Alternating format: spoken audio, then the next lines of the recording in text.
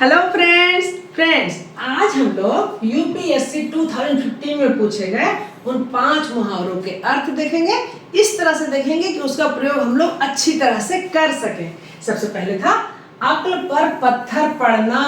अक्ल पर पत्थर पड़ने का मतलब होता है बुद्धि से न सोचना, मतलब हमें समझ ही नहीं आ रहा है कि करना क्या है, ठीक है ना।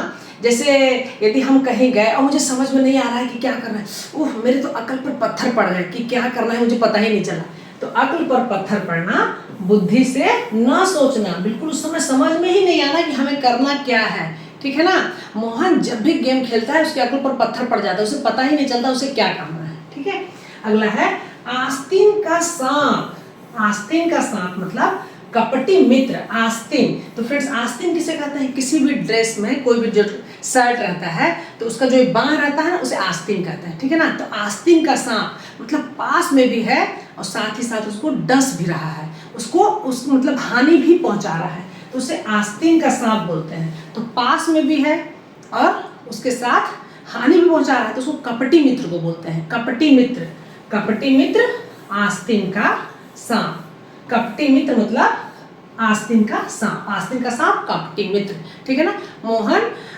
मोहन ने धीरे धीरे राम की सभी संपत्ति अपने नाम करवा ली। वो तो आस्तीन का सांप निकला, मतलब पास में रह के अच्छा भी रहा और साथ ही साथ उसको हानि भी पहुंचाता रहा, ठीक है।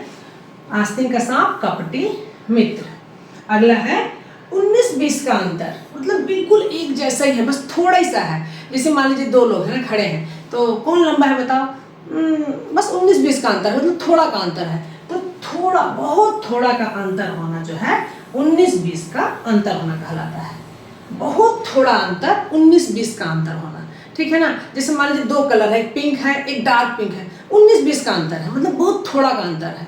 मतलब 19-20 का अंतर, बहुत थोड़ा का अंतर। मोहन और राम लगभग बराबर ही है, 19-20 का अंतर है, ठीक है।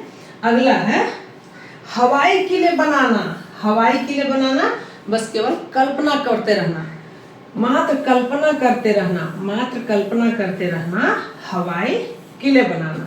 हवाई किले बनाना, मात्र कल्पना करते रहना, मतलब मोहन पढ़ता लिखता कुछ नहीं है, बस केवल हवाई किले बनाता है कि मैं ये बन जाऊंगा तो ये करूंगा, ये बन जाऊंगा तो ये करूंगा, लेकिन करता कुछ भी नहीं है, पढ़ता लिखता नहीं है, बस केवल सोचता ही रहता है, कल्पना ही करते रहता है। तो हवाई किले बनाना, मात्र कल्पना करते रहना, ठीक है। चलिए अगला है दाल में काला होना।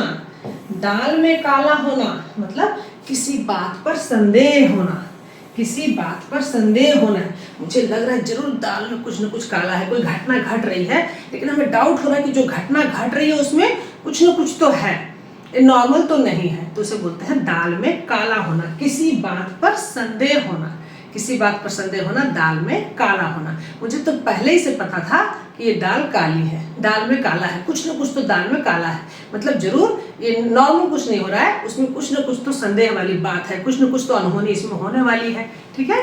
तो फ्रेंड्स कैसी लगी वीडियो? वीडियो अच्छी लगे तो दोस्तों को शेयर जरूर करिए। अगले वीडियो में फिर मिलेंगे, तब तक के लिए बाय बाय।